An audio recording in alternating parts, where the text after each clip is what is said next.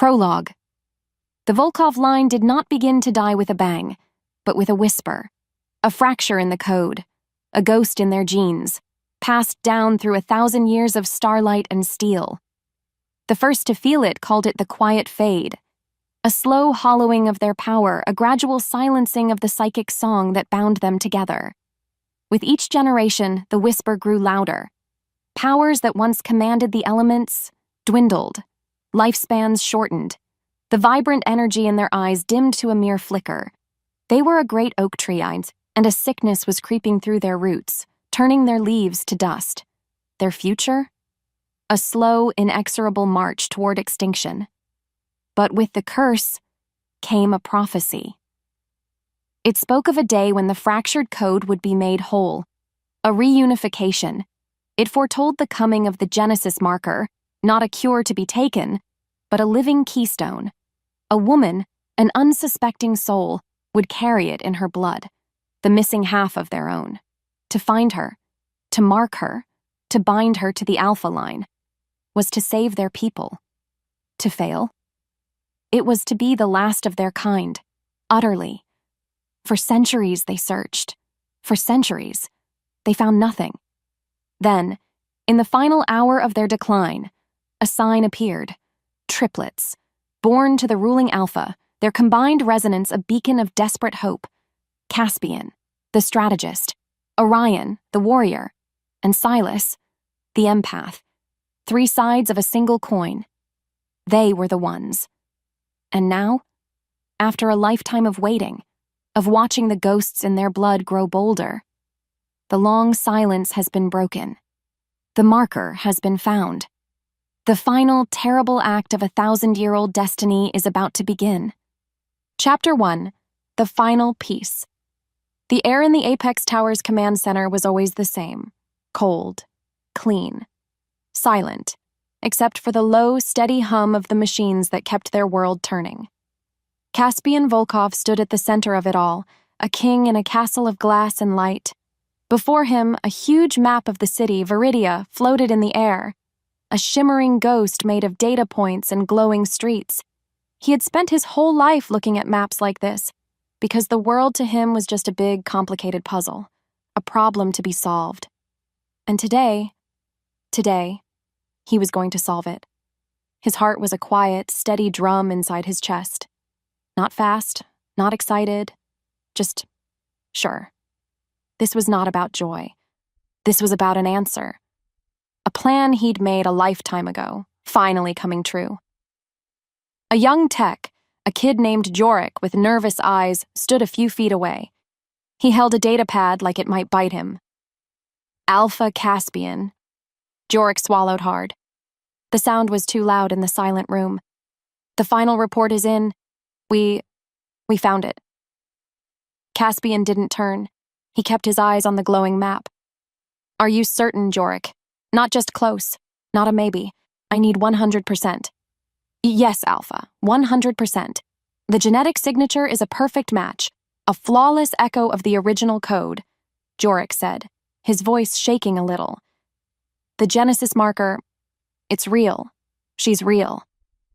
For a long moment, Caspian said nothing. He just breathed in the cold, clean air. He felt the words settle over him, not like a warm blanket, but like a perfectly crafted piece of armor clicking into place. It was done. The waiting was over. This was the moment that would save them from the quiet fade, the sickness in their blood that made each generation weaker than the last. It was the only reason he was born, to see this moment, to make this choice. He finally turned, his face calm, his eyes like cool gray stones. Show me. Jorik tapped on his data pad. A new window of light opened in the air next to the map. It was a picture. A profile of a young woman. Her name was Lyra Vance, age 22. She had dark hair that curled around her shoulders and a soft look on her face. The file said she lived a quiet life, sheltered. No real friends, worked in a small library. Simple. Caspian looked at the details, at her face, at the notes about her life. To him, they were not the story of a person. They were just Variables. Facts on a page. Things to be managed. He felt nothing when he looked at her picture. No spark. No connection. Just the cold, hard fact that she was the key. She was the cure. Her life, her feelings, her choices, they didn't matter. Not when the survival of his entire clan was on the line. The coordinates? Caspian asked, his voice flat. He dismissed her picture with a wave of his hand. It vanished like smoke. Jorik's fingers flew across the pad. Sector Gamma 7, the outer residential district, apartment 4B. Her movements are predictable. She should be there now. He paused, then added, Sir, there's one more thing. A small energy reading near her location. It's strange. Not part of her signature, but it's there. We can't explain it. An unexplained variable. Caspian's jaw tightened for a second. An annoyance. But a small one. It didn't change the plan. Nothing could change the plan. He had to do this, because if he didn't, his people would fade into nothing. He dismissed the worry, pushing it down into the cold, quiet place where he kept all his feelings. It was a weakness he couldn't afford. It's irrelevant, Caspian said. Send the full data packet to my private console, and tell my brothers to meet me in the briefing room, now. Yes, Alpha. Jorik bowed his head and hurried away, leaving Caspian alone again in the humming silence. He turned back to the glowing map. A single point of light pulsed in Sector Gamma 7. Lyra. The final piece of the puzzle. He felt the cold, hard certainty of his own logic settle over him. Destiny wasn't a choice. It was a strategy. And his was finally ready. His gaze was fixed, his purpose clear, but a quiet question echoed in the back of his mind. What was that strange energy? And why did it feel like a whisper of something he hadn't planned for? Chapter 2. A fragile bond. Moving from the cold certainty of the command center, Caspian found his brothers waiting in the briefing room. The room was warmer than the command center, with dark wood walls and soft chairs, but the mood was just as serious. Orion was standing by the window looking out at the city below. He was built like a warrior, big and strong, with restless energy that always seemed ready for a fight. Silas was sitting in one of the chairs, his head down, his hands tracing patterns on the armrest. He was leaner than them, and he always had a quiet sadness in his eyes, like he felt the world's pain a little too much. They were three parts of a whole, bound together by blood and by the power they shared. A psychic bond connected them, a low thrum that was always there. Right now, that thrum was buzzing with tension. Orion turned as Caspian entered, a sharp, fierce grin on his face. So, it's time? He asked. His voice was a low rumble like distant thunder. He was ready. He was always ready for a fight. It's time, Caspian confirmed. He walked to the head of the long table and placed his hands on it, leaning forward. The data is confirmed. The location is locked. We move tonight. Good, Orion said, clapping his big hands together. We go in, we take her, we perform the marking. Simple, clean. It's not simple, Orion, Silas said softly without looking up. His voice was the opposite of Orion's, gentle and full of doubt. She's not a package to be collected. She's a person. A woman who has no idea her life is about to be torn apart. Have you thought about what this will do to her? Orion scoffed. I've thought about what will happen if we don't do this. We fade. We disappear. Our people, our history, everything, gone. Her life for the lives of our entire clan. It's not a choice, Silas. It's a duty. Duty doesn't make it right, Silas whispered. He finally looked up and his eyes, a deep, soulful brown, found Caspian's. Is there no other way? Can we not talk to her? Explain it? Caspian felt a familiar flicker of annoyance. Silas always did this. He always saw the emotions, the human cost, and Orion always saw the fight, the direct path. It was Caspian's job to see the strategy, the bigger picture. Their feelings were just more variables to be managed, necessary but not important. No, Silas, there is no other way, Caspian said, his voice leaving no room for argument. He had to be strong, because their unified front was our greatest weapon. We can't risk her saying no. We can't risk her running. We've waited centuries for this chance. We will not let it slip away, because we're worried about one person's feelings. Her destiny is tied to ours now. She must accept that. A destiny she didn't choose, Silas argued, standing up. That sounds a lot like a cage, Caspian. It's a sanctuary, Orion shot back, stepping closer to Silas. We're not hurting her. We're bringing her into our world, protecting her, giving her a purpose she could never dream of. She will be the most important person in our clan. Isn't that a gift? Caspian watched them, his brothers, the warrior and the empath, fire and water. Their bond was a fragile thing right now, pulled in two different directions. He could feel their emotions bleeding into his own mind through their psychic link. Orion's fierce excitement, Silas's deep sadness. He pushed it all down. He had to be the anchor, the cold, hard logic that held them together. Enough, Caspian said. The word cut through the air and both his brothers fell silent. He looked at each of them, his gaze firm. Orion is right. This is about survival. And Silas is right to be concerned. We will not harm her. We will give her everything she could ever want. But the marking is not negotiable. It will happen tonight. He paused, letting the finality of his words sink in. We are the last hope for our people. We must do this, together. Do you both agree? Orion nodded, his jaw set. He clapped Caspian on the back, his touch heavy and solid. I'm with you.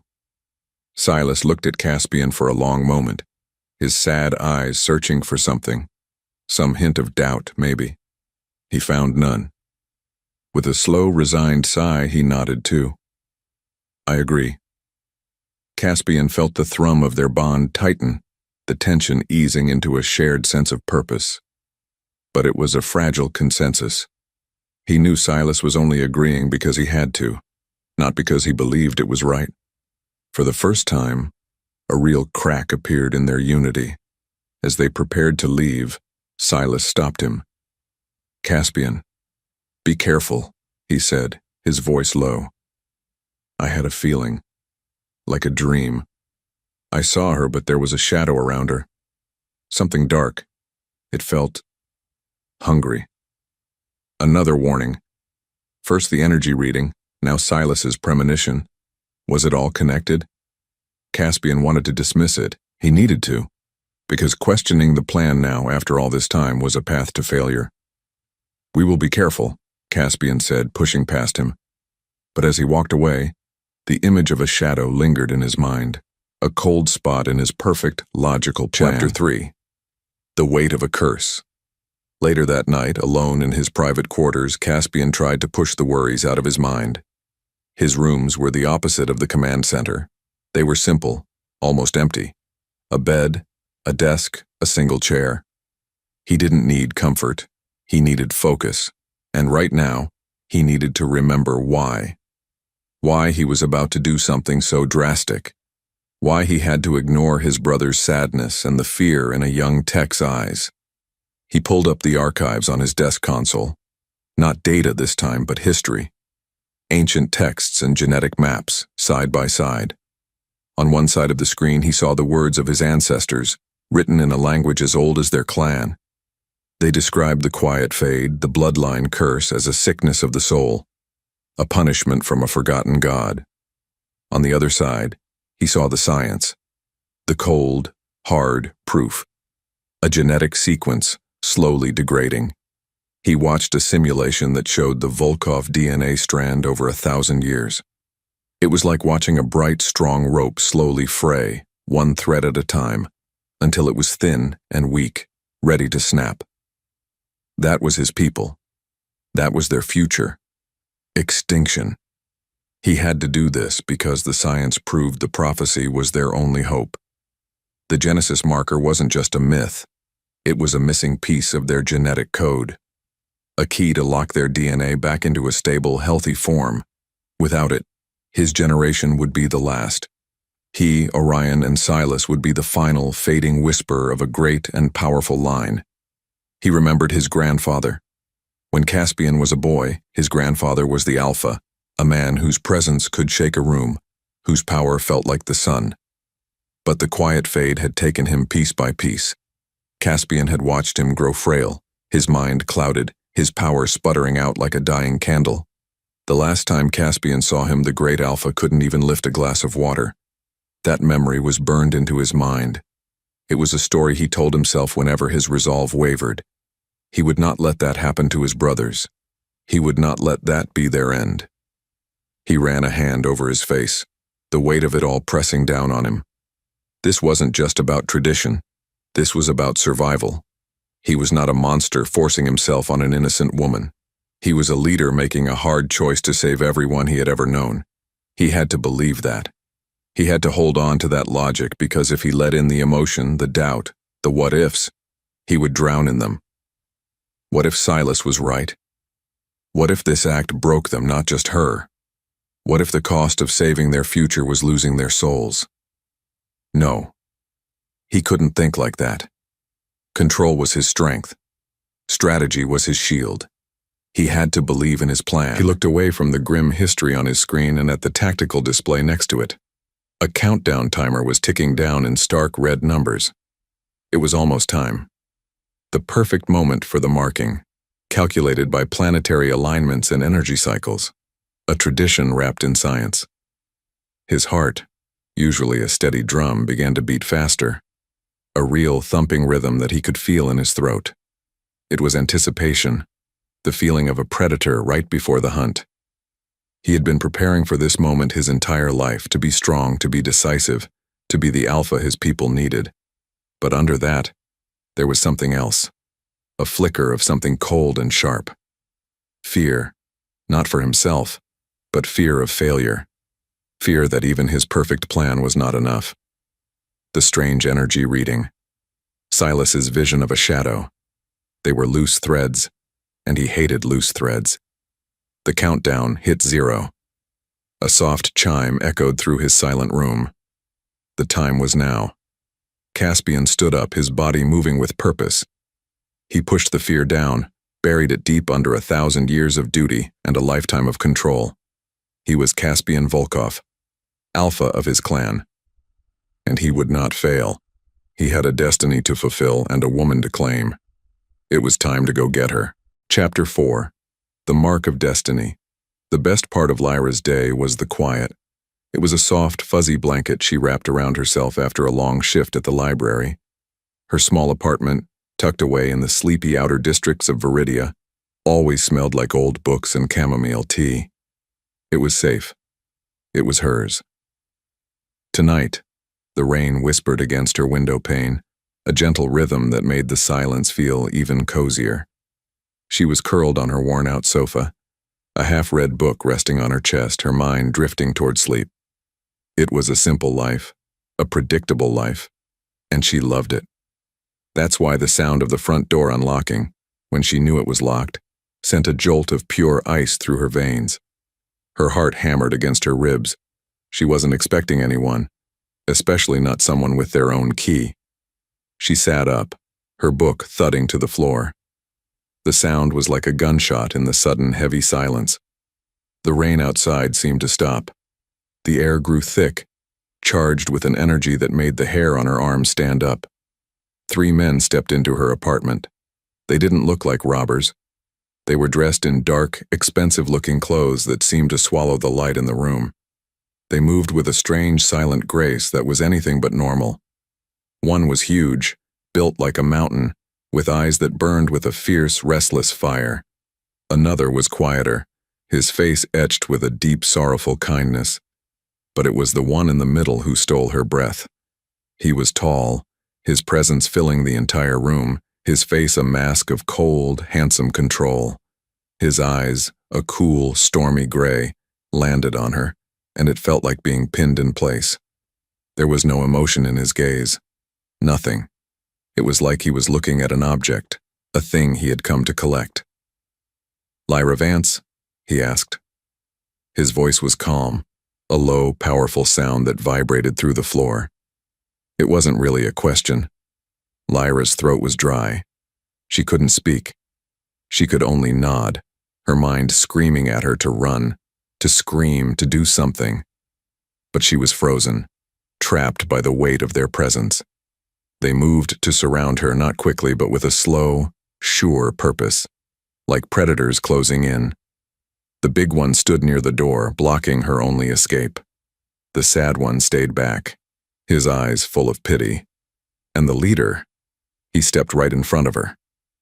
What do you want?" she finally choked out. The leader, Caspian, didn't answer.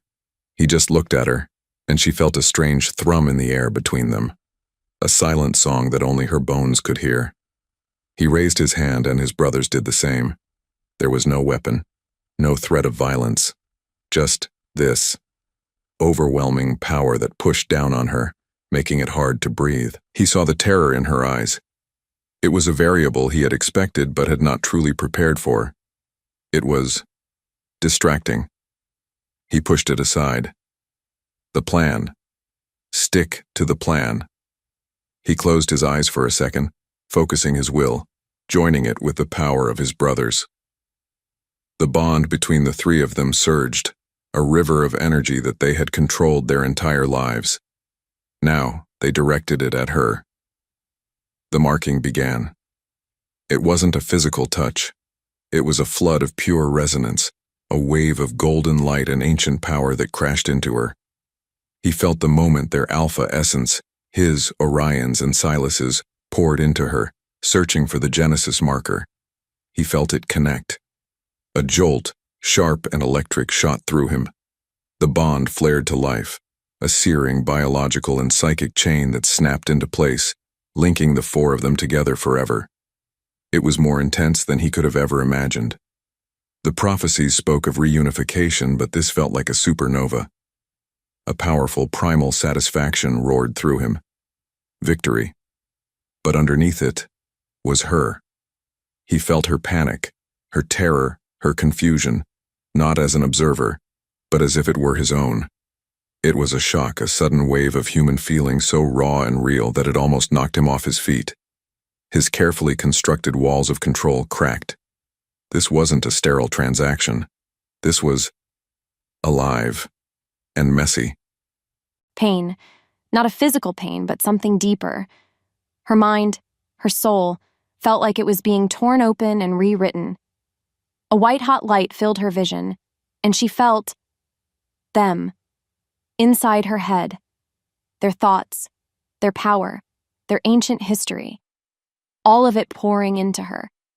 It was a violation. And then, just as suddenly as it began, it was over. The pressure was gone. The three men stood before her, the leader's eyes now wide with a flicker of shock.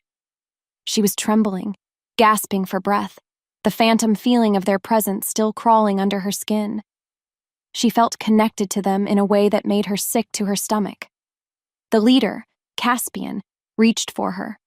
His composure was back, his face a mask of control once more. "It is done," he said, his voice a little rough. "You will come with us now." The spell of fear finally broke. Rage, hot and pure, took its place. They had invaded her home. They had invaded her mind. As they pulled her toward the door, she found her voice. It wasn't a plea. It was a weapon. A raw, human cry of pain and fury that cut through the night. "Dad!" she screamed, the name ripping from her throat. "Daddy! Help me!" The sound shocked them. The leader flinched, a crack in his perfect armor. It was the sound of a daughter crying for her father, a sound that had no place in his cold, logical plan. Chapter 5. The Gilded Cage. Caspian had planned for every possibility. Resistance, crying, pleading. But the raw animal defiance Lyra showed was a variable he hadn't properly weighted. Back in the Apex Tower, he led her not to a cell, but to the sanctuary, a suite of rooms so luxurious they made palaces look poor. It had soft carpets, a wall that showed a peaceful forest scene, and a table loaded with her favorite foods, data he'd gathered from her online shopping habits. This was his strategy for control: overwhelm her with kindness. Show her this was a gift, not a prison. He thought it was a brilliant move because it was logical. It failed completely. "Where am I?" she demanded, her voice shaking with rage, not fear. She stood in the middle of the room, her arms crossed, her eyes blazing.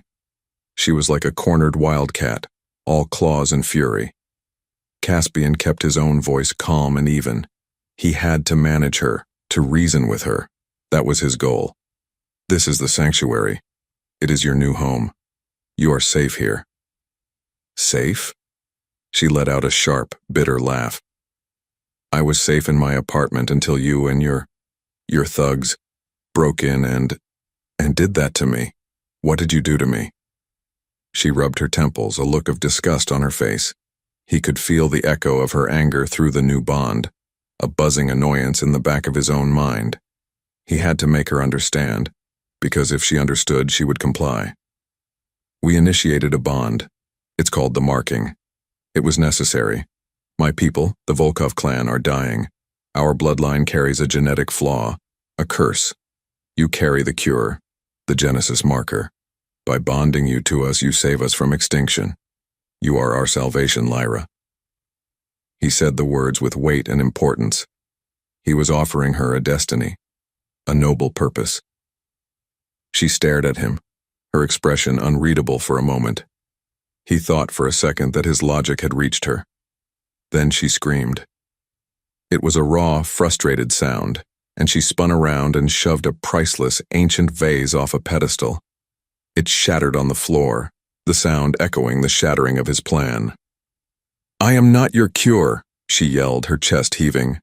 "I am not your salvation. I am a person. Did that ever occur to you? Or am I just a piece of a puzzle for you to move around?" Her words hit him like a physical blow because they were so close to the truth. She was a piece of the puzzle, the most important piece. Why couldn't she see the honor in that? His frustration grew. This was illogical. Her defiance was a bug in the system, a variable he could not control. His entire life was built on control. He felt his authority slipping, and he didn't like it. "I am trying to give you everything," he said, his voice tight. "A life of comfort, of importance. Anything you want, you can have." "Anything I want?" She shot back, her eyes flashing dangerously. "I want to go home. I want you out of my head. I want my life back. Can you give me that?" Of course he couldn't. The question was a trap, and he knew it. He had no answer for it. His logic had failed him. He, Caspian Volkov, the master strategist, had no idea what to do with one furious, defiant woman who refused to be a pawn in his game. This was the first true crack in his armor, the moment his perfect logical world began to crumble. He believed in destiny. She believed in choice. And he was starting to realize those two things could not exist in the same room. Before he could respond, a screen on the wall flickered to life. It was a news broadcast, and the face on the screen made Caspian's blood run cold. It was an older man, with sharp, intelligent eyes and a face known across the globe. Elias Vance, Lyra's father. "My daughter, Lyra Vance, has been abducted," Elias was saying, his voice filled with a father's panicked rage. "Taken from her home by the reclusive alpha of the Volkov clan, Caspian Volkov, and his brothers. I am asking the Global Council for their immediate intervention. These monsters have kidnapped my daughter, and I will not rest until she is returned to me. I will burn their empire to the ground if I have to." The broadcast went viral in seconds. A secret mission to save his clan had just become a public war, and Lyra, the woman screaming at him in the middle of his gilded cage, looked from her father's face on the screen to his, and for the first time he saw a flicker of something new in her eyes. Hope. Chapter 6. The Public Crisis. The broadcast was a declaration of war, not with soldiers and guns, but with information and politics. In the space of 30 seconds, Elias Vance had transformed Caspian from a savior of his people into a public monster, a kidnapper. The carefully built world of secrecy and control that the Volkov clan lived in was shattered. Caspian stood frozen in the sanctuary, the sound of the broken vase crunching under his feet, and felt a new kind of emotion boil up inside him. Cold, strategic panic. This was not the plan. This was a nightmare. His new immediate goal was clear: contain the crisis. He had to defend his clan, his brothers, and his actions to the Global Council, which was already flooding his private channels with urgent demands for a meeting. He turned away from Lyra, whose defiant stare now felt like a part of the attack against him. He left her in the sanctuary, the silent thrum of her hope a galling presence in his mind, and strode back to the command center. His brothers were already there, their faces grim. The news report was playing on every screen, Elias Vance's face multiplied 100 times, his angry words echoing in the vast, sterile room. The mood had shifted from the fragile consensus of a few hours ago to the sharp, ugly edge of a true crisis. His carefully laid plan was already in tatters. "We have to shut him up," Orion growled, his fists clenched at his sides. He paced back and forth like a caged lion. "He's painting us as villains to the whole world. I'll lead a team myself. We'll find him. We'll silence him. Permanently." "And make him a martyr?" Silas countered, his voice sharp with alarm. He stood perfectly still, his hands clasped behind his back, but Caspian could feel the waves of anxiety rolling off him through their bond. Killing him would prove him right. It would turn the entire world against us. We can't use force to solve this, Orion. That's what he wants. "So what do we do, Silas? Let him burn our house down around us?" Orion shot back. "He's attacking our finances, our reputation, everything our family has built for 1,000 years. "We should talk to Lyra," Silas said, his gaze shifting to Caspian. "Her father is doing this for her. If we can convince her to make a statement, to say she is here by choice." Caspian let out a short, harsh laugh. "She just smashed a priceless artifact because I used the word destiny, Silas. She thinks I'm a monster. She is not going to help us. She sees her father as her rescuer." He felt trapped. Orion's way was foolish and would lead to open war. Silas's way was naive and would lead to nothing. Two bad options. His perfect strategy had crumbled into a choice between a sword and a prayer, and he had no faith in either. This was his fault. He had underestimated his opponent. He'd seen Lyra as the asset, but he'd forgotten about her father. Elias Vance wasn't just some worried dad. He was a powerful man, a master of media and politics, a man who knew exactly how to fight, and he had just dragged Caspian's secret war into the light. The mission was no longer just about saving his clan. Now, it was about defending his very legacy from a cunning, ruthless enemy who would use his own daughter as a weapon against them. Caspian looked from Orion's furious face to Silas's worried one. He felt their shared bond straining, a rope being pulled in 3 different directions. The weight of leadership settled on him, heavier than ever before. His next move couldn't be just for the clan. It had to be a counterattack against Elias Vance. He had to engage with Lyra's family, the very last thing he ever wanted to do. He had to make a choice. And for the first time in his life, Caspian Volkov, the man with a plan for everything, had no idea what the right move was. The game had changed, and he was already losing. Chapter 7. The Gilded Cage. In the aftermath of the disastrous public reveal, Caspian chose a new tactic. Force had failed. Ignoring the problem had failed. Now he would try reason. He believed, with the full force of his strategic mind, that if he could just make Lyra understand the logic of her situation, she would accept it. It was a flawless plan, because it was based on sense and order. He would go to her, he would explain the benefits of her new life, and he would win her over. He entered the sanctuary again. Lyra was sitting on the floor as far away from the luxurious furniture as possible, her arms wrapped around her knees. She looked up when he came in, and her eyes were not filled with tears but with a cold, hard fire. It was the first sign his flawless plan was about to fail. "I've come to talk," he began, keeping his voice even and calm. He gestured around the room. "I want you to see this place not as a prison, but as a gift. You have access to any food, any entertainment, any knowledge you desire. I can teach you about the power you now carry. The Genesis marker isn't just a cure. It's a source of immense energy. Your energy. I can help you understand it."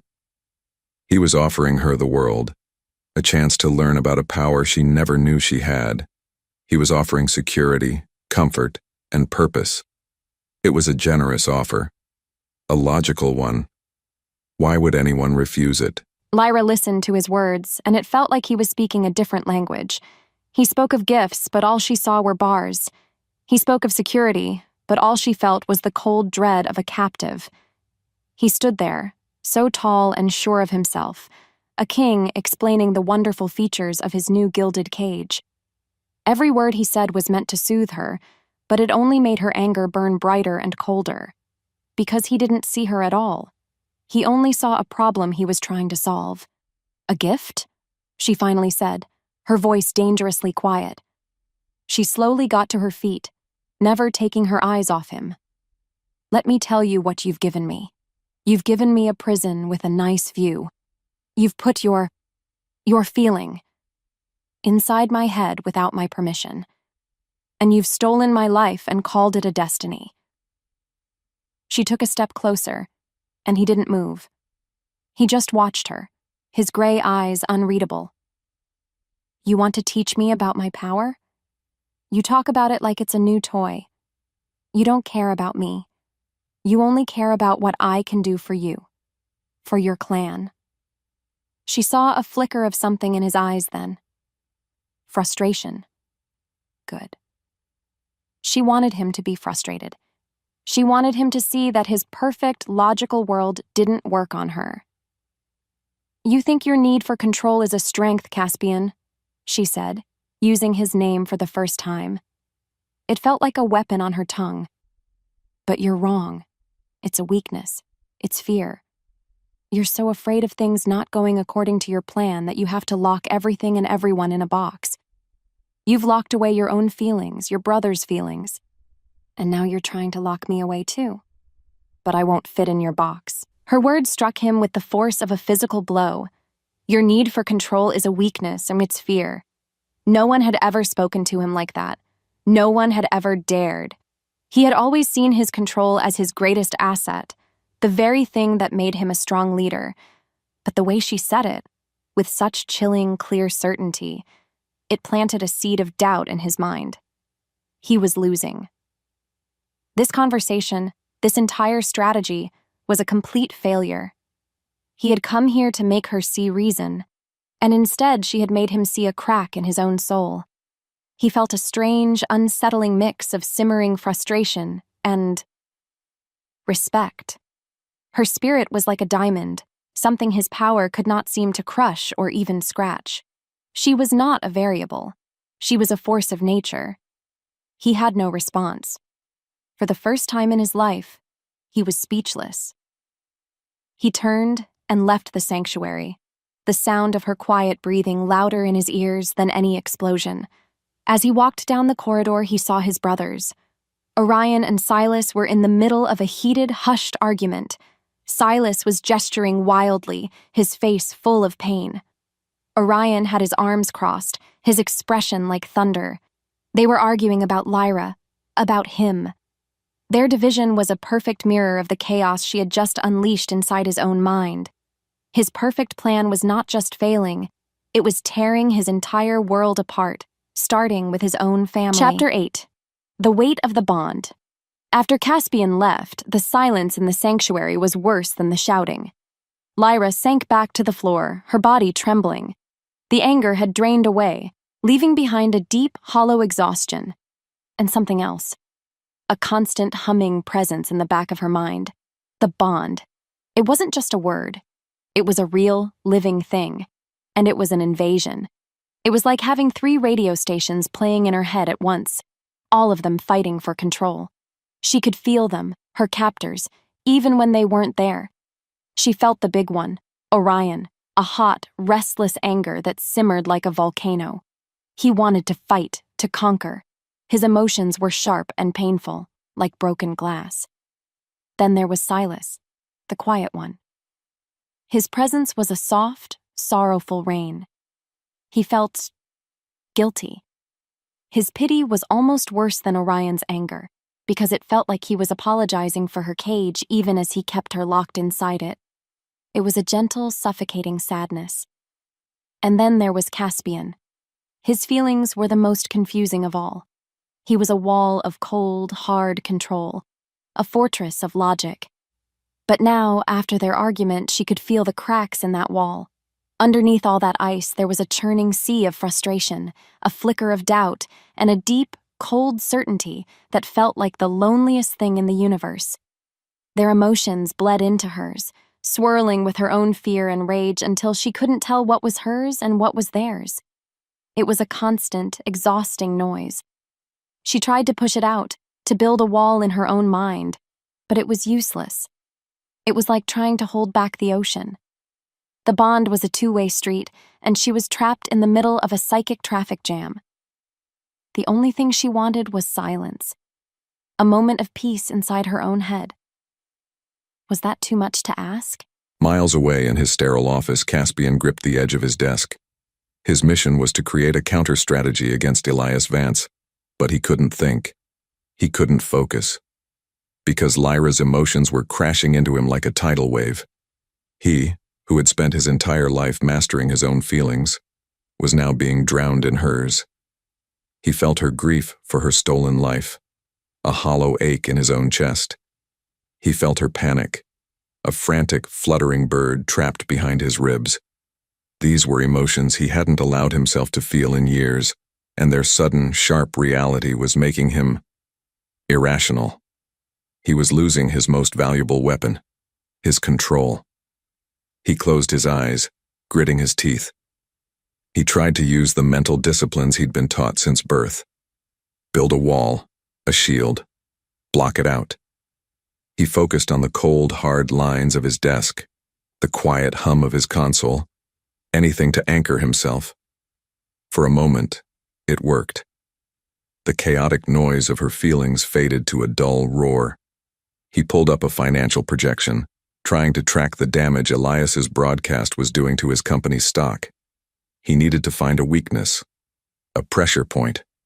But as he stared at the numbers, a wave of pure, hopeless despair washed over him. It wasn't his.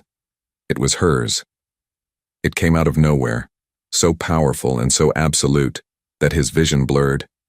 He hit the wrong key, deleting a critical line of code. An alarm blared. He slammed his fist on the console, silencing it. He was breathing hard, a thin sheen of sweat on his brow. He had failed. The wall had crumbled. He couldn't block her out. The bond wasn't a tool he could control. It was a living connection, and it was forcing him to feel every ounce of her pain, whether he wanted to or not. His mind couldn't solve this. His strategy couldn't fix it, and that terrified him more than anything. Just as he was catching his breath, he felt a new spike through the bond. It wasn't sadness or anger. It was pure, primal terror. Her terror. And with it came a strange, wild surge of energy, a humming, powerful vibration that felt different from anything he'd ever felt before. It felt like a warning. Chapter 9. The Dormant Power. That spike of raw terror and the bizarre energy surge that followed it was a signal Caspian couldn't ignore. It was an anomaly, a wild card in a game he was already losing. An instant later, a security alert flashed on his console. Sanctuary systems malfunction. Biometric stress levels. Critical. He was moving before he even finished reading the words. He ran from his office, his heart hammering against his ribs for the second time in as many days. This time, however, it wasn't the thrill of the hunt. It was a cold, sharp dread. He had created this situation. He had locked her in a cage, and now the cage was breaking. When he burst into the sanctuary, The scene was one of controlled chaos. The lights were flickering wildly from a dim, sickly green to a blinding white. The holographic wall, which was supposed to show a peaceful forest, was a glitching, wavering mess of static and distorted trees. The air hummed with a powerful, unstable energy.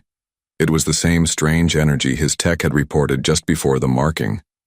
Silas's shadow. It was real. And in the far corner, backed against the wall, was Lyra. Lyra was terrified. The room itself felt like it was having a panic attack along with her. The constant buzz of the brothers' emotions in her head, mixed with her own spiraling fear, had created a feedback loop of pure terror. She felt trapped, not just in the room, but inside her own skin. The walls felt like they were closing in. The air felt too thick to breathe. She watched as the holographic wall began to break down. The peaceful image of the forest twisted into something monstrous. The light flickered and a low groaning sound came from the walls. The system was overloading, and she had a horrible, gut-wrenching feeling that it was her fault. Her fear was doing this. Her pain was making the room fall apart. She saw Caspian rush in, his face a mask of alarm. He started toward her, but a shower of sparks from the ceiling stopped him.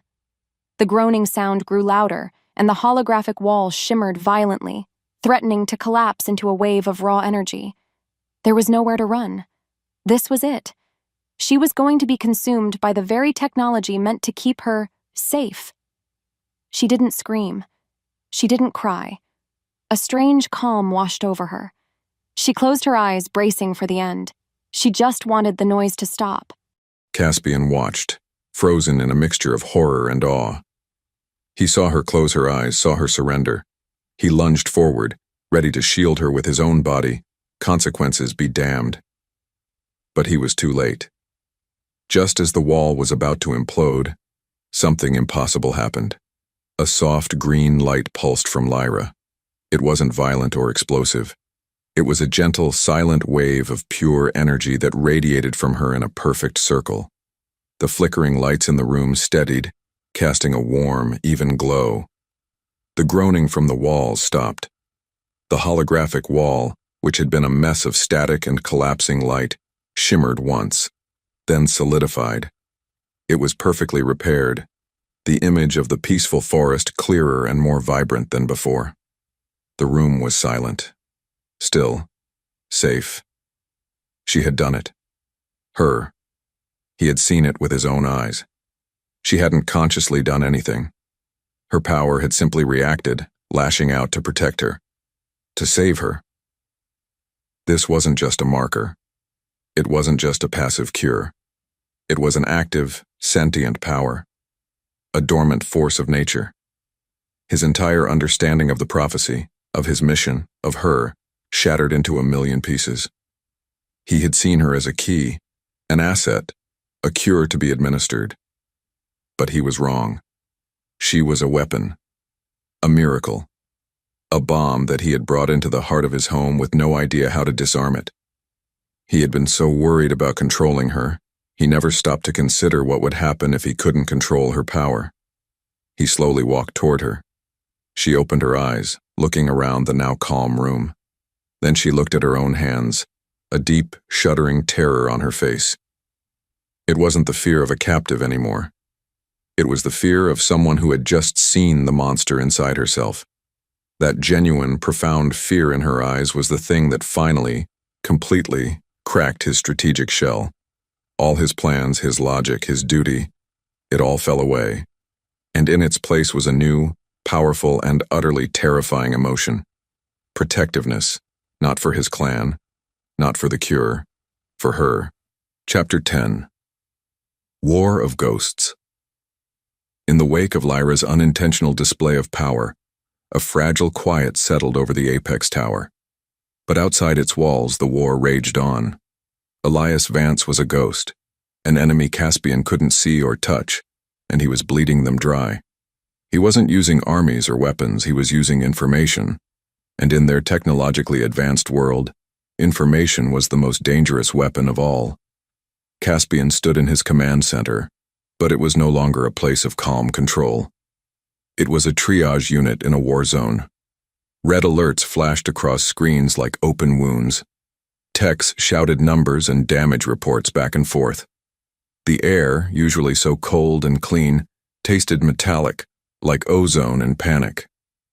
The steady hum of the servers had become a strained, high-pitched whine.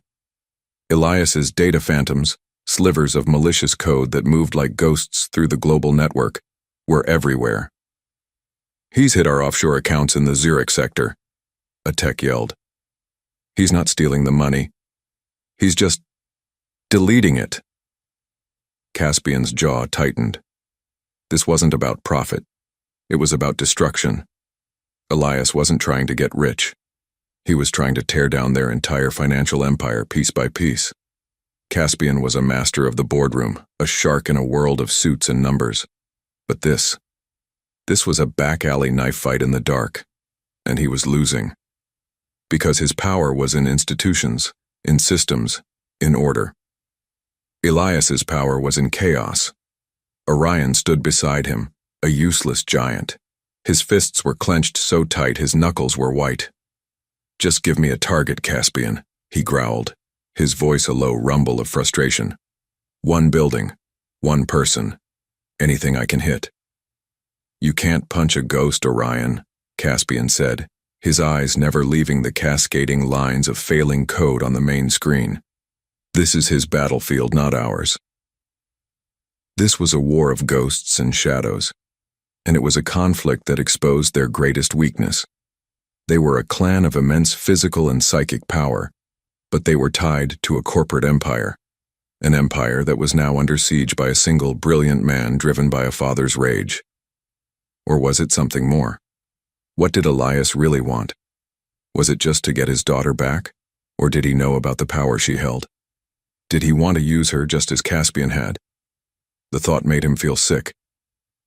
Suddenly, a new alert flashed on the screen, this one a piercing, violent red.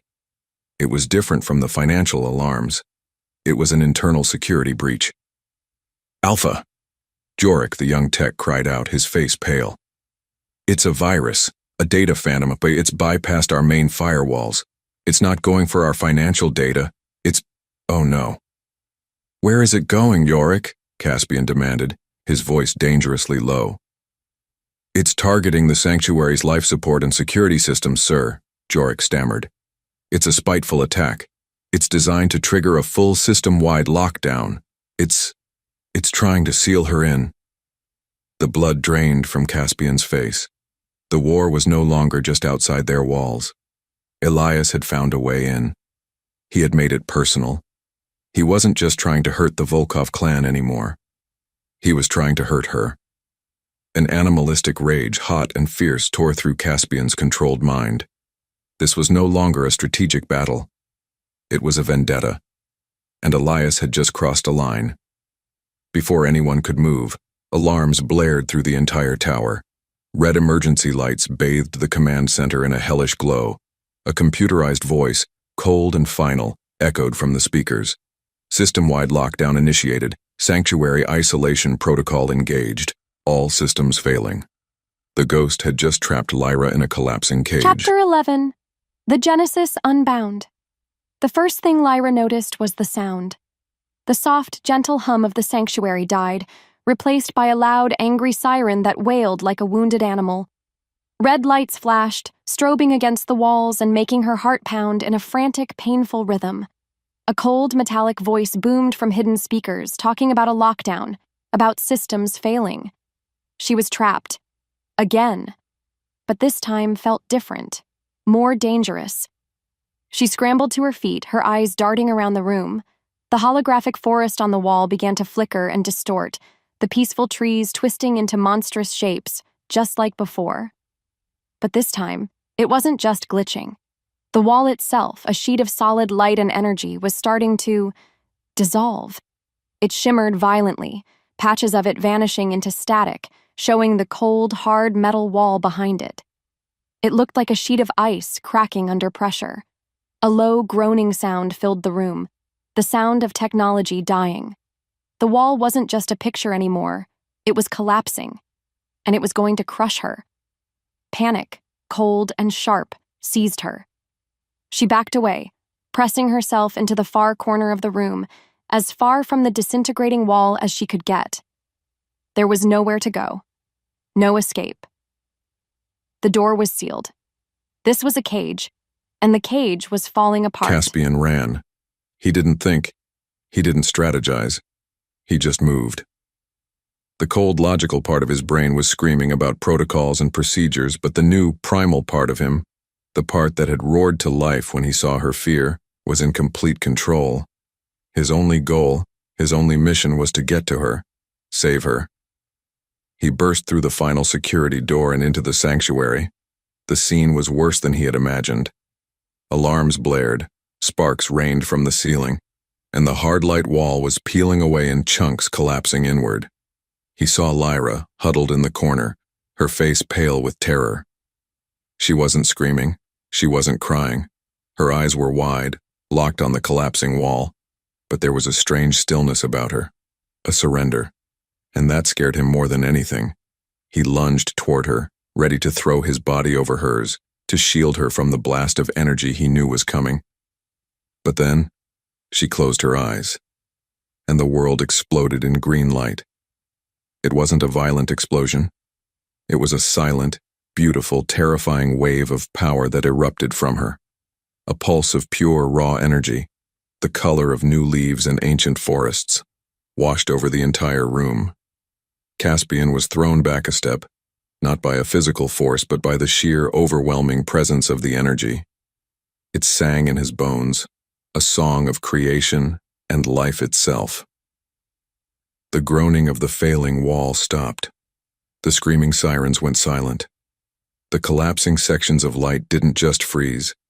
They flowed back into place, reforming and repairing themselves in an instant. The wall shimmered once, the pure green energy washing over it, and then it was solid. Perfect. The image of the peaceful forest returned, more vibrant and real than ever before. The room was quiet. Still. Safe. Caspian stared, his mind completely blank. The game hadn't just changed. It had been wiped off the board. She was not a cure to be administered. She was not a passive asset. She was a force of nature, a power beyond his comprehension. The prophecies, the science, his entire life's work, it was all wrong, or at least it was all incomplete. He finally understood the strange energy readings, Silas's vision of a shadow. It was this. It was her. He slowly straightened up, his eyes locked on her. Lyra opened her eyes. She looked at her own hands, then at the perfectly repaired wall, and a deep, shuddering terror washed over her face. She was terrified of what she had just done, of the power she held. That look, that pure, undiluted fear. It shattered the last remaining piece of his strategic shell. His mission was no longer to use her to save his clan. It was to protect her from a world that would want to use that power, to protect her from his enemies, from his own people, and most of all, to protect her from himself. He took a step toward her, his hands open, his heart pounding with a new, fierce, and utterly consuming purpose. He no longer saw a cure. He saw a woman, and he would not let anyone hurt her. Chapter 12. A different kind of plan. The quiet hum of the repaired sanctuary did nothing to soothe the roaring in Caspian's mind. Everything he thought he knew, about the prophecy, about his duty, about Lyra, had been a lie, or at least a half-truth. She wasn't a key. She was a fire, a dormant power so immense it had saved her life without her even trying, and he, in his arrogance, had almost gotten her killed. The realization settled in his bones, cold and heavy. His entire life had been dedicated to a mission, but he had been reading the map all wrong. Driven by this new, terrifying clarity, he saw that his old plan was not just flawed, it was monstrous. To use her, to control her power, would be like trying to chain the sun. It would destroy her, and likely them along with her. There was only one path forward. It was a path that went against every tradition he had ever known, against the very core of his strategic nature. He had to protect her, Not for the clan. For her. His new goal was simple, yet it felt like the most radical thing he had ever considered. He had to find a way to set her free. He would negotiate with Elias Vance. He would offer a truce, anything, in exchange for calling off his information war and ensuring Lyra's safety. It was a desperate plan, born not of logic, but of a raw, primal need to undo the damage he had done. It felt terrifying, and it felt right. He went to her. She was sitting on the edge of the large, comfortable bed, looking small and lost in the opulent room. When she saw him, she flinched, her eyes full of a new kind of fear, the fear of herself. Lyra saw him approach, and her first instinct was to shrink away. She was terrified of him, yes, but now she was also terrified of the strange, buzzing power under her own skin. She felt like a bomb that could go off at any moment. She expected him to be angry, to demand answers about what she'd done to the wall. She expected him to be the same cold, calculating man who had kidnapped her. But the man who stopped in front of her was different. The icy control in his eyes was gone, replaced by a deep, stormy uncertainty. She could feel it through the bond, a chaotic mix of his fear, his regret, and a fierce, desperate resolve that was pointed toward her. "Lyra," he began, his voice softer than she'd ever heard it. "I was wrong."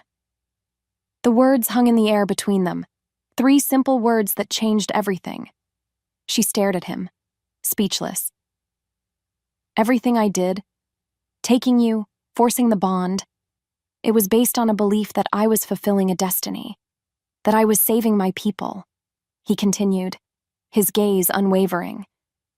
"But I was just being a tyrant. I saw you as a solution, not a person, and I put you in danger. What happened with the wall? That power? I never knew it was possible." He took a careful step closer. "I am not going to use you. I am not going to force you to be our cure. My new plan, my only plan, is to get you out of here safely. I am going to contact your father. I will negotiate for your freedom." She searched his face, her mind reeling. Could she trust this? Was this another trick? Another strategy? But the bond didn't lie. She could feel the truth of his words vibrating through it. He was just as scared as she was. He was breaking with his entire world, all for her. "Why?" she whispered, the question fragile. "Because," he said, and the raw honesty in his voice made her breath catch. "I finally see you, and I won't be the monster that destroys you." He held out his hand, not to take, but to offer. "I can't do this without your trust. Will you trust me? Just this once?" Her heart hammered against her ribs. Every instinct screamed at her to say no, to run. But where could she run? And the sincerity she felt from him.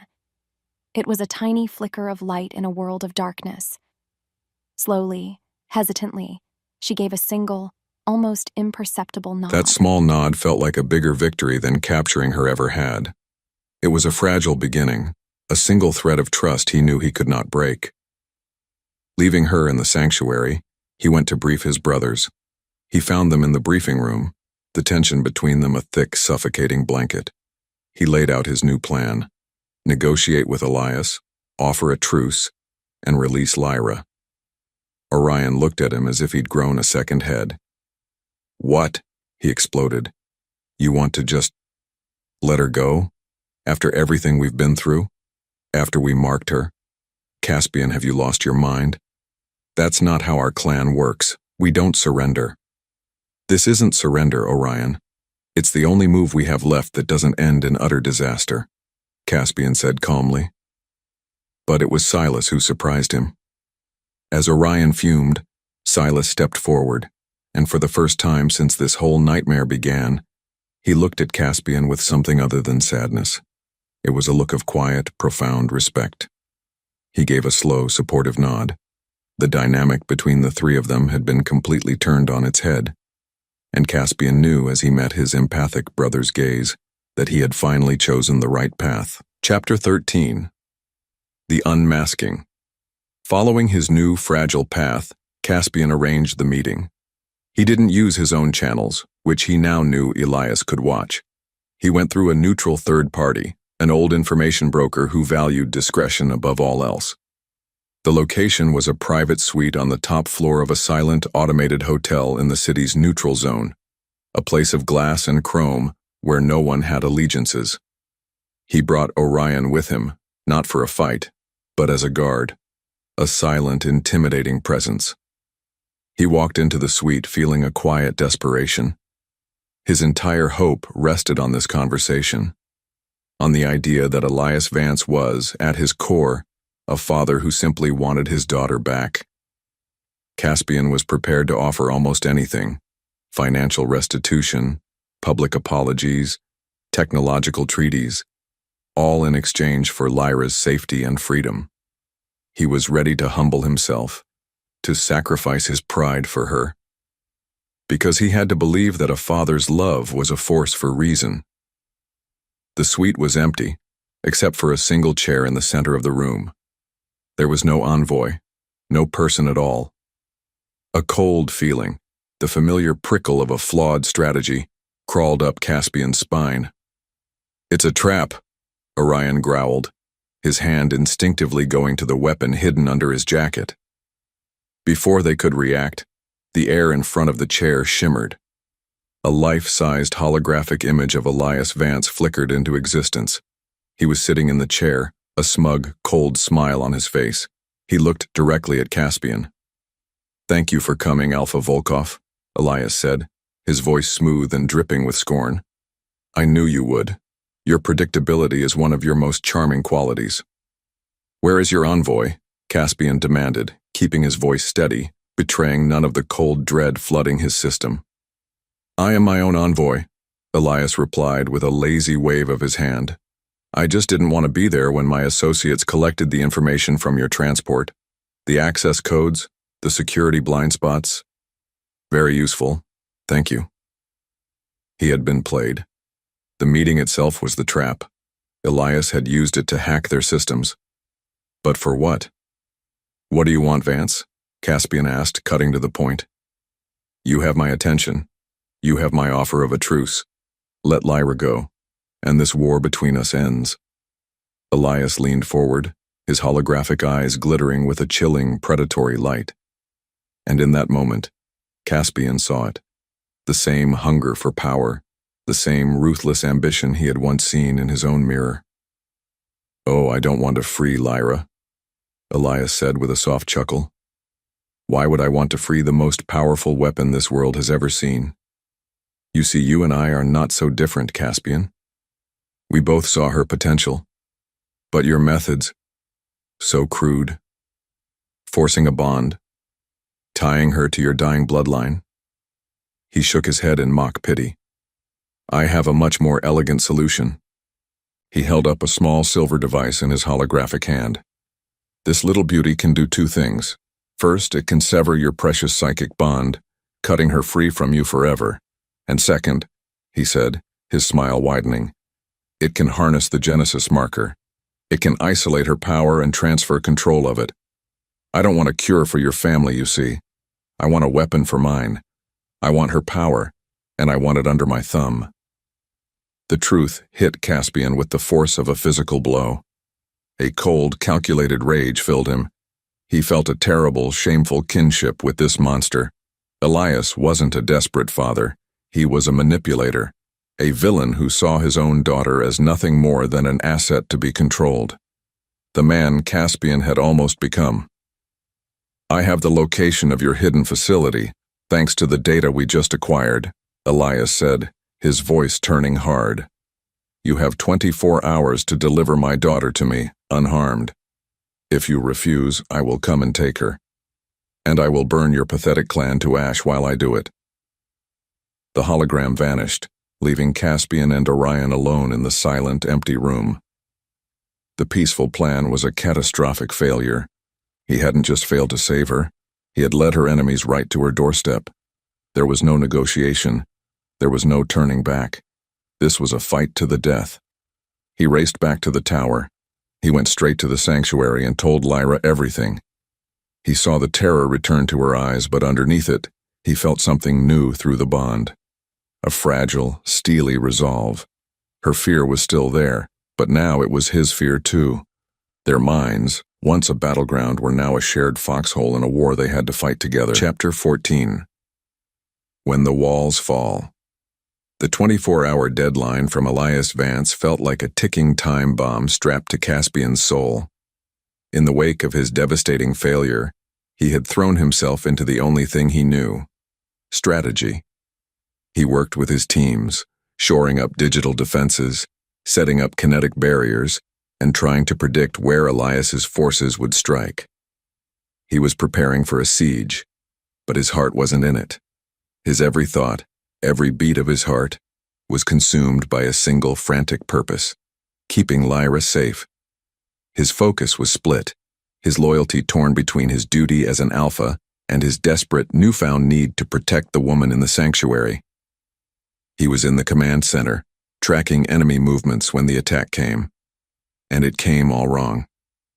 It wasn't a frontal assault. There was no army at their gates. Instead, the tower began to die from the inside out. Using the security codes they'd stolen during the fake meeting, Elias's elite teams bypassed their main defenses. They were like ghosts, striking surgically at the tower's weakest points. An explosion rocked the east wing, a power conduit. The lights flickered and died, plunging half the tower into darkness. Emergency power kicked in, but it was weak. Another blast from the lower levels, a communications hub. Their links to the outside world were severed. "They're not trying to conquer the tower," a tech screamed over the rising chaos. "They're trying to cripple it, to isolate us." And Caspian understood. This wasn't a siege. It was an extraction. They were cutting the tower off, section by section, to create a clear path to their prize. To Lyra.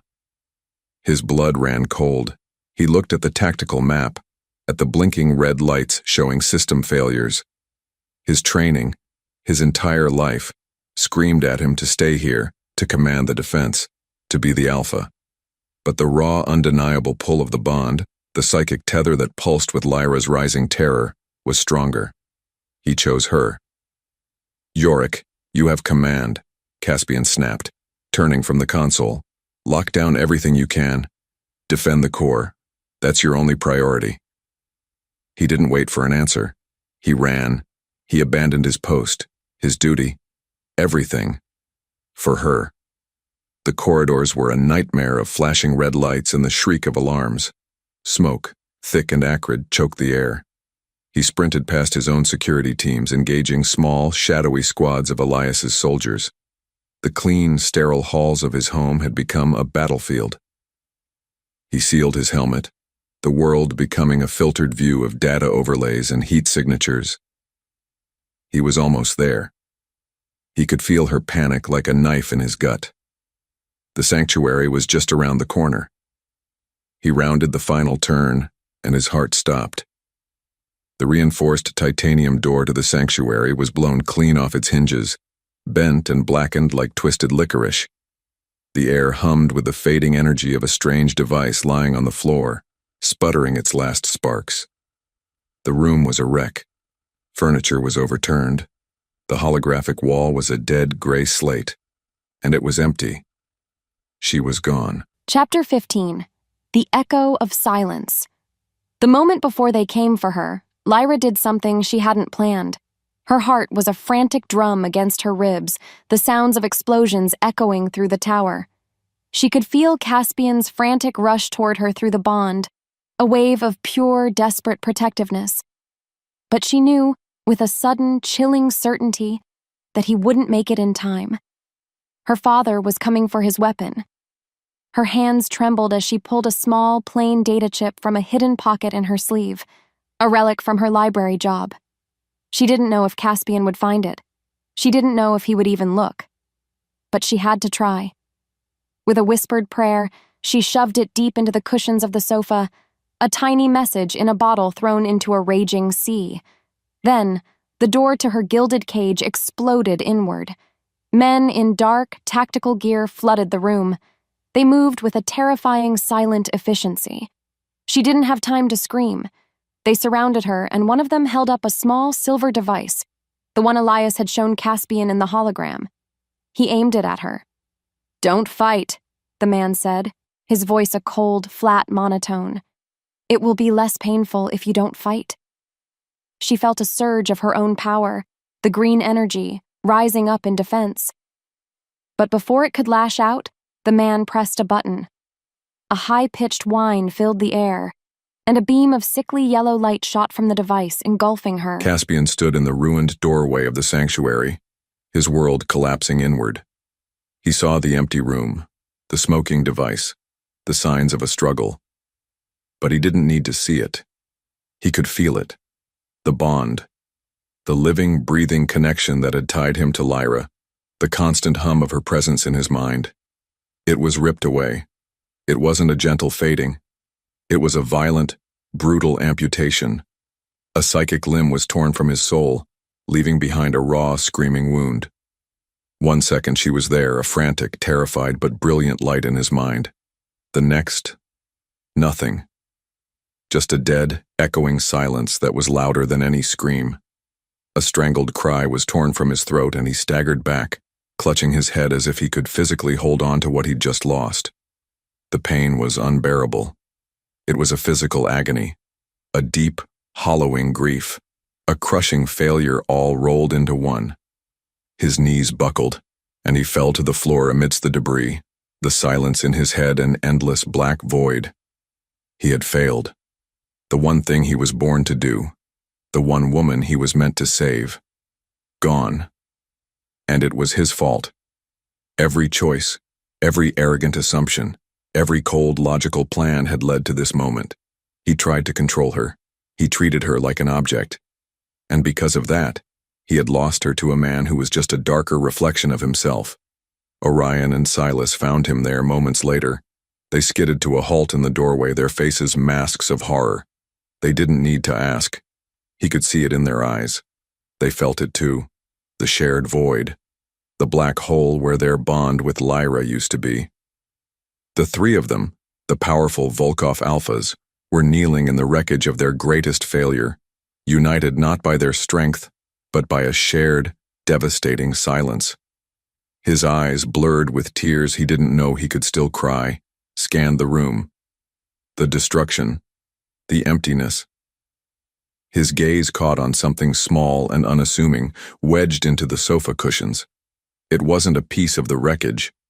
It was something else. He crawled forward, his body aching with a pain that had nothing to do with the battle. His trembling fingers pulled it free. A single, plain data chip. Chapter 16. A message in the ruins. The apex tower was a tomb, echoing with the silence of their failure. Caspian knelt in the ruins of the sanctuary, the small data chip feeling impossibly heavy in his palm. It was the only thing left of her.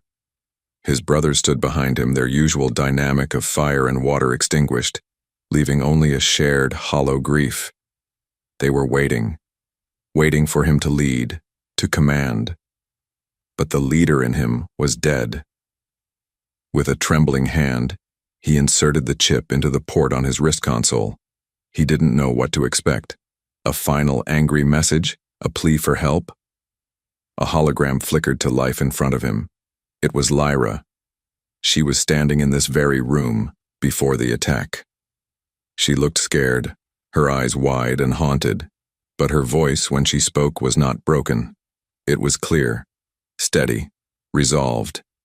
"Caspian," she began, and hearing her voice was like a knife twisting in the fresh wound in his soul. "If you're watching this, it means I'm gone. It means my father came for me." She took a deep, shaky breath. "I know you're going to blame yourself. And you should. You took me from my home. You forced this bond on me. You started this. But that doesn't have to be how it ends." Her image flickered slightly, and she looked directly at him, her gaze so intense it felt like she was really there. "I'm sending this because I need you to understand. This power inside me, the Genesis marker, it's not what you think it is. It's not a weapon. It's not a tool to be controlled. When the wall was collapsing, I wasn't trying to fight it. I was just trying to make the chaos stop. The power. It healed the room. It didn't attack it. She paused, and her expression softened into a desperate plea. That's its purpose, Caspian. To heal. To mend what's broken. It's been trying to heal the sickness in your bloodline from the moment you marked me. But it can't be forced. A true destiny. It has to be chosen. Freely. The words washed over him, extinguishing the last embers of his rage and leaving only a vast empty landscape of grief and shame. She was right.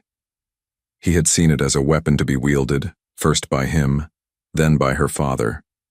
But it was a force for healing, and he had tried to chain it. Don't come for me like a conqueror, Lyra's voice pleaded, pulling him back. Don't try to save me by being the man you were. That man will only get us both killed. Your strength isn't in your control, Caspian. It never was. It's in your heart. The heart you keep locked away. I know it's there. I felt it. Tears streamed down Caspian's face, hot and silent. He was no longer the alpha, no longer the strategist. He was just a man, stripped bare, face to face with the truth of his own soul. He had lived his entire life in a cage of his own making, a prison built of logic and duty, and she, his captive, had just shown him the key. Save me, she whispered, her voice finally breaking. But save me by believing in me. Believe in us. That's the only way. The hologram vanished. He was left in the silence, on his knees, utterly broken. The old Caspian was dead, slain by the truth in a dead woman's message. He looked up at his brothers, his face a ruin of grief. He didn't need to speak. He shared the recording, playing it again in their minds through the fractured remnants of their bond. He watched the same understanding dawn on their faces, the same grief, the same shame. And then, something new, a new kind of fire. They were no longer three alphas bound by a dying prophecy. They were just brothers, united by a shared, desperate love, and a single, all-consuming need. To find Lyra, and to be the men she believed they could be. Chapter 17. An echo in the dark. In the suffocating silence of the ruined tower, despair was a poison. Caspian felt it trying to seep into his bones to paralyze him. But Lyra's message, her impossible, stubborn belief in him, had become his antidote. The old Caspian was gone, burned away in the fires of his own failure. The man who stood in his place was not a strategist, not an alpha, in the old sense of the word. He was a man with a single, burning purpose. Find Lyra. His love for her, a feeling he hadn't even had a name for until he'd lost her, was now his only guide. Following the moments after her message faded, his brothers looked at him, their faces a mixture of grief and expectation. Orion, ever the warrior, began to pace, his voice a low, angry growl. We mobilize everything. Our security forces, our fleet. We'll tear this city apart, stone by stone, until we find where that bastard is hiding her. We'll burn his entire world to the ground. And what if we're too late, Orion? Caspian asked, his voice quiet but firm. What if we burn the whole world down, only to find her ashes? We are flying blind. He could be anywhere. It was then that Silas, who had been sitting silently with his eyes closed, spoke. His voice was soft, but it cut through Orion's rage like a surgeon's knife. Not entirely blind. Both Caspian and Orion turned to him. Silas looked pale, his face strained as if he were listening to a sound 1,000 miles away.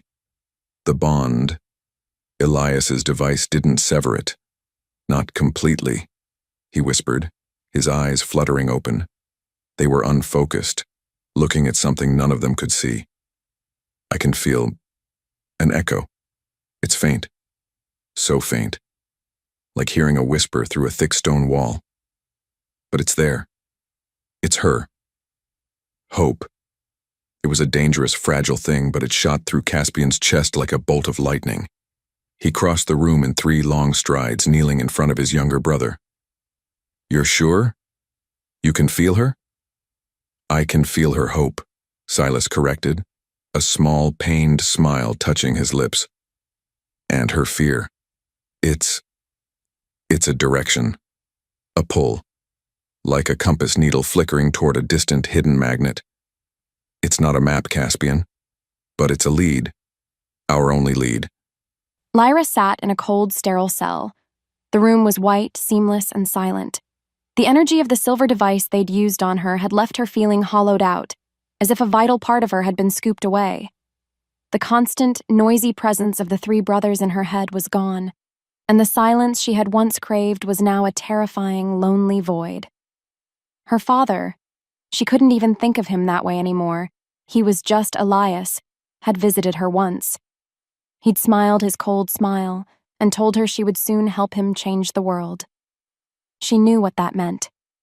He wanted to use her, to turn her into the weapon she had always feared she could be. But in the crushing emptiness, she held on to one thing, the memory of Caspian's face when he'd told her he was wrong, the feeling of his raw, desperate sincerity through the bond. He had changed. She had felt it. Clinging to that memory, she closed her eyes. She focused on the place inside her where the bond used to be, that empty, aching space. She gathered all her hope, all her fear, all her belief in the man he was trying to become, and she pushed. She projected her feelings out into the void, a silent, desperate scream for help. A lighthouse beam into a starless night, praying that somewhere, somehow, he could feel it. Caspian, I'm here. Believe in me. Caspian felt a sudden warmth spread through his chest as Silas spoke. He knew somehow that Silas wasn't just imagining it. Lyra was out there, and she was fighting. She was calling to them. He looked at Orion, whose angry bluster had faded, replaced by a look of awestruck wonder at their brother's gift. The new plan was born in that moment. It wasn't a complex strategy with flowcharts and probabilities. It was simple. It was pure. Follow the echo. Follow their hearts. Find her, get her out, and let her choose her own path, forever. There was no more talk of destiny, no more talk of the cure. Only Lyra. All right, Caspian said, rising to his feet. His transformation was complete.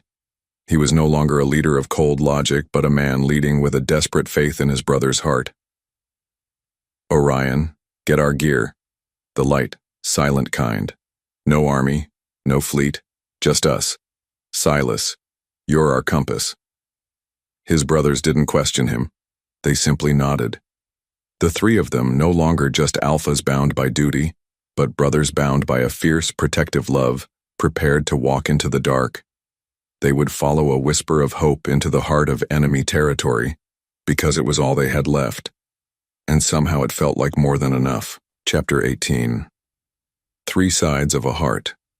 Following the faint, trembling pull of Silas's connection, they left the glittering towers of Viridia behind. The echo led them to the city's industrial graveyard, a place of rust and shadows, where forgotten factories clawed at the sky like skeletal fingers. Deep within this metal maze, hidden beneath a derelict power station, they found it, a hidden entrance to a subterranean facility.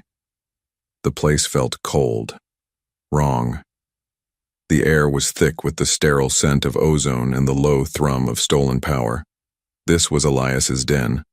Moving with a new kind of unity, they infiltrated the facility. No alarms, no grand entrances. They moved like shadows, their movements a silent, deadly ballet. Caspian led, his mind racing, processing every angle, every shadow. But this time, his strategy was not cold and detached. It was a living thing, fueled by a desperate, passionate fire. He wasn't just moving pieces on a board. He was clearing a path for his family, for his heart. They navigated a maze of white, sterile corridors, the echo from Silas growing stronger, warmer. Hope beat a frantic rhythm in Caspian's chest. They were close, so close.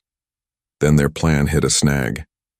As they rounded a corner, a figure blocked their path. It was a man, but more.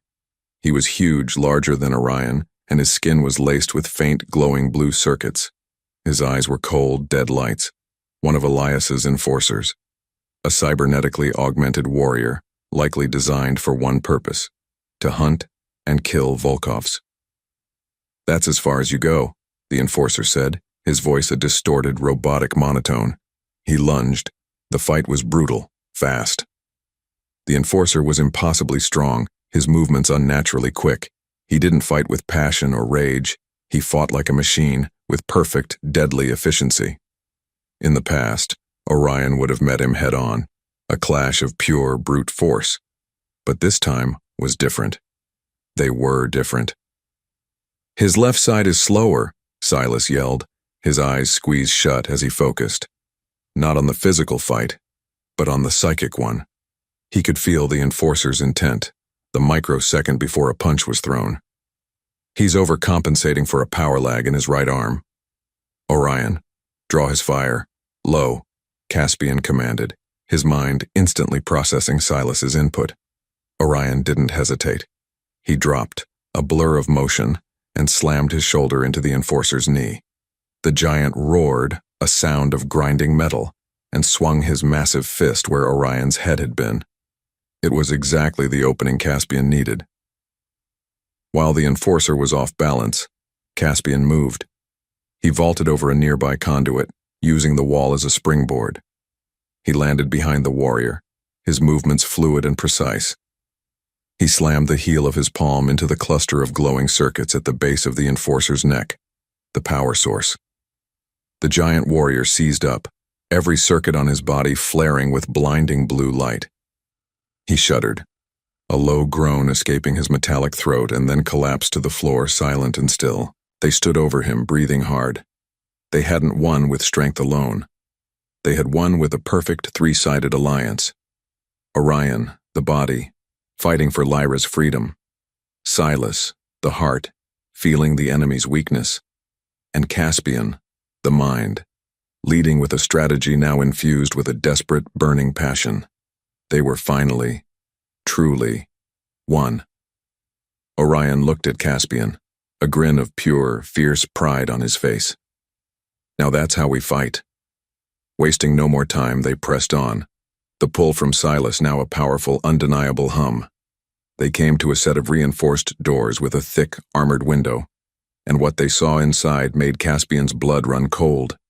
The central chamber was a laboratory, and in the center of it, strapped to a tall metal chair, was Lyra. Wires snaked from her arms and temples to a massive humming machine. And standing before her, his back to them, was Elias Vance. He was holding the small silver device, preparing to use it. And then Lyra's eyes flickered open. They were wide with fear, but as they locked with Caspian's through the glass, he felt it. A jolt through the bond, a surge of desperate, unbreakable hope. You came. The final battle was here. Chapter 19. The Healer's Choice. The reinforced glass of the laboratory window shattered into a million tiny diamonds as Orion charged through it. The three brothers exploded into the room, a unified storm of righteous fury. The air was cold, smelling of antiseptic and the sharp metallic tang of humming machinery.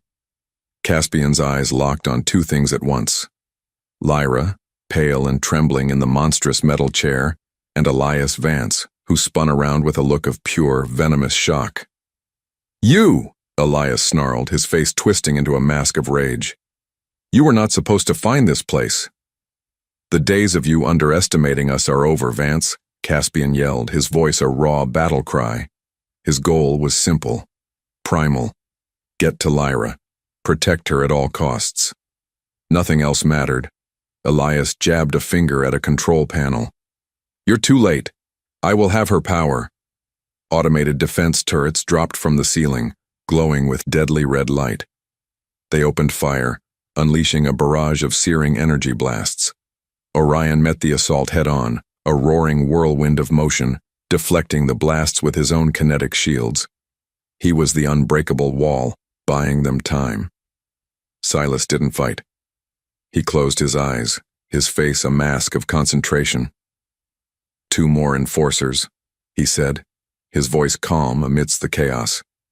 coming from the left corridor. They're fast. Caspian saw the door slide open and 2 more of the cybernetic giants stormed in. He and Silas moved as one, intercepting them. This wasn't a battle of strategy anymore. It was a desperate, chaotic brawl. Every punch, every block, every move was fueled by a single desperate thought. Lyra. He fought with a passion he never knew he possessed, his love for her a fire in his veins. He wasn't just fighting for his clan anymore. He was fighting for her right to choose her own life. Lyra watched the chaos unfold. Her heart caught in her throat. She saw Caspian, Orion, and Silas fighting for her, not as alphas claiming their prize, but as men protecting someone they loved. She could feel it through the bond, which was no longer a confusing noise, but a clear, powerful song of their shared love and desperation. It flowed into her, warm and strong. She looked at her father, at Elias, and saw only a hollow man, hungry for a power he could never understand. He was fumbling with the controls of the massive machine she was wired to, his eyes wild with greed. He was about to activate the device, to rip the power from her, to turn her into his living weapon. She had a choice. She could unleash her power as a destructive force. She could bring the whole ceiling down on top of him. She could end him. The thought was tempting, a dark whisper in her mind. But then she looked at Caspian. He glanced at her for a fraction of a second, his eyes full of terror for her, and in that look she saw the man from her message, the man she believed in. And she knew what she had to do. Her power wasn't a weapon. It was a cure. She closed her eyes, but not in surrender. She embraced the bond, pulling on the brothers' fierce, protective love. She didn't just welcome it, she amplified it, mixing it with her own forgiveness and hope. Then, with a deep, shuddering breath, she released it all. A wave of brilliant emerald green light pulsed from Lyra. It wasn't violent. It was peaceful. It washed over the entire room like a gentle tide. It wasn't a destructive force. It was a wave of pure, unadulterated life. The defense turrets, overloaded with the healing energy, sputtered and went dark, their red lights fading to nothing. The cybernetic enforcers seized up, their glowing blue circuits flickering and then dying, their bodies slumping to the floor, unharmed but completely disabled. The massive machine Lyra was strapped to whined, sparked, and then fell silent, its systems fried by an energy they were never designed to handle. The chaos simply stopped. Elias Vance stood alone in the silent, still room, his face a mask of utter disbelief. His weapons were gone. His soldiers were down. His machine was dead. He had been defeated, not by force, but by a power he could not comprehend. By love. Caspian stood panting, his body aching but his heart soaring. He had trusted her, he had believed in her, and she, in her own way, had saved them all. His transformation was complete. He was no longer a man who led with his fists or his mind alone, but a man who understood that the greatest strength comes from the heart. He looked at Lyra, truly looked at her, and for the first time, he saw her look back not with fear, not with anger, but with a look of profound, trusting love. Chapter 20. The quiet. After. In the stunning silence of the laboratory, the only sound was the ragged breathing of the 3 brothers. The fight was over. Elias stood amidst his broken technology, a man defeated not by an army, but by a single act of grace. He looked shrunken, his ambition and rage gone, leaving only a hollow, broken shell. Orion took a heavy step toward him, his face a mask of thunder, his intent clear.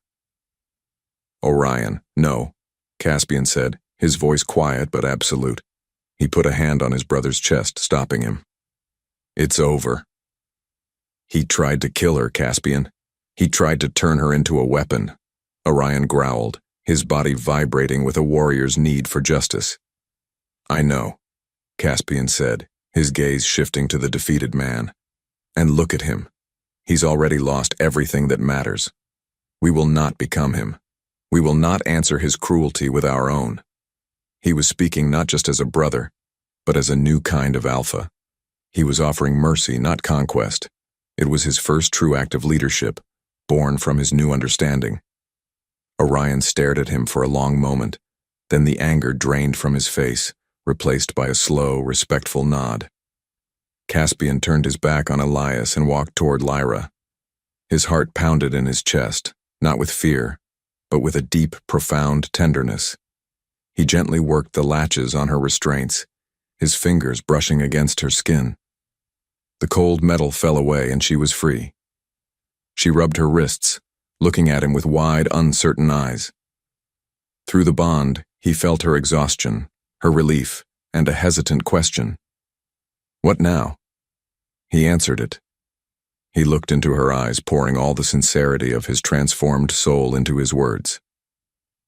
You are free, Lyra. Truly free, he said, his voice thick with emotion. This is your choice. No tricks, no conditions.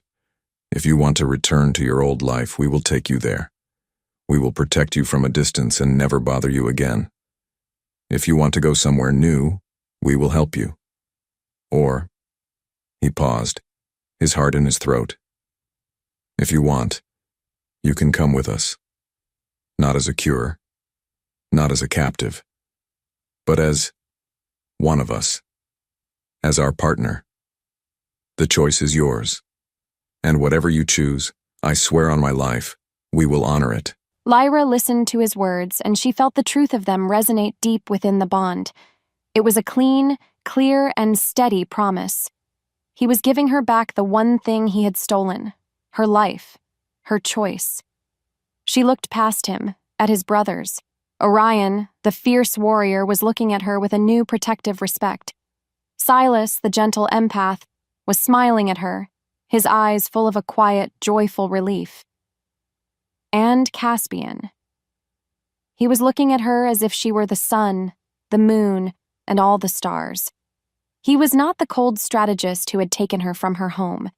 He was a man who had been broken down to his very core and had been rebuilt into someone stronger, better, someone who had learned to lead with his heart.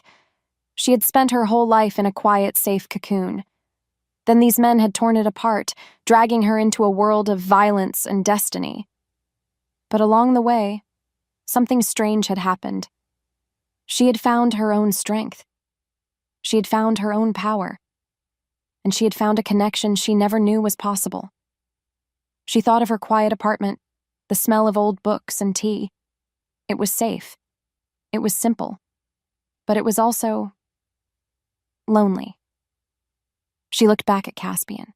She looked at the future he was offering, not a cage, but an open door, a future of partnership, of shared power, of a love built from the ashes of conflict, a future where she wouldn't be alone.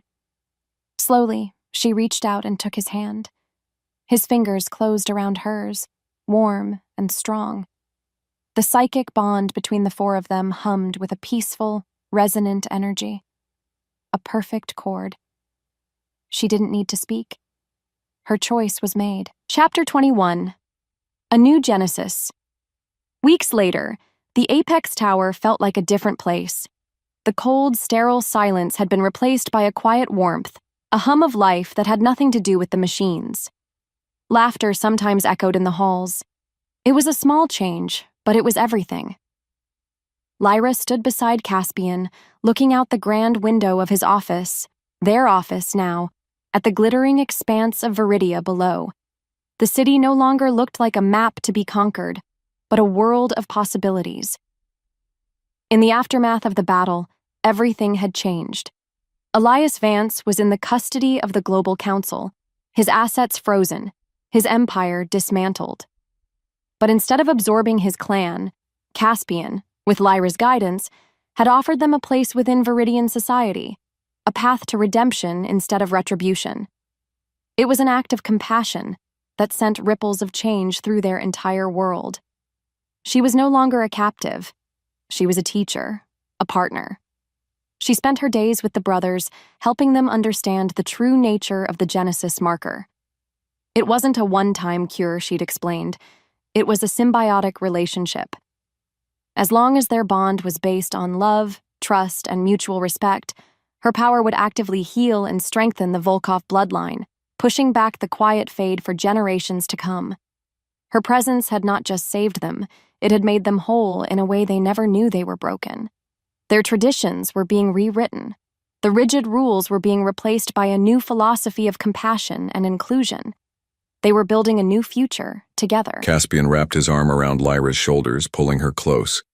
The quiet contentment he felt was a universe away from the cold, hollow certainty he had once mistaken for strength. He felt the steady, peaceful thrum of the bond between the four of them, a perfect, harmonious chord. Orion was now the head of their new community outreach, his protective instincts channeled into building bridges instead of walls. Silas was their chief diplomat, his empathy a powerful tool for healing old wounds and fostering new alliances. And he was the alpha. But his role was no longer to control, but to guide, to listen, to love. He looked down at Lyra, at the brilliant, strong woman who had shattered his world only to help him rebuild it into something better. He had started this story as a man of duty, a man determined to fulfill a destiny he saw as written in stone, a man who saw a person and valued her only as a cure. He was ending it as a man who understood that destiny is not a script to be followed, but a choice to be made, every single day. He learned that true power isn't control, but connection, that the greatest legacy isn't an empire, but a love built on a foundation of freedom. "What are you thinking about?" Lyra asked, her voice a soft, happy murmur. She tilted her head back to look at him, her eyes sparkling with a light that outshone all the city lights below. He smiled, a real, genuine smile that reached his eyes. Through the bond, he sent her the answer, not in words, but in pure feeling. A wave of overwhelming love, of profound peace, of a future so bright it was almost blinding. He had everything he ever needed. Not because he had finally solved his puzzle, but because he had finally realized the world wasn't a puzzle to be solved at all. It was a life to be lived, a song to be shared. And he had finally found his harmony.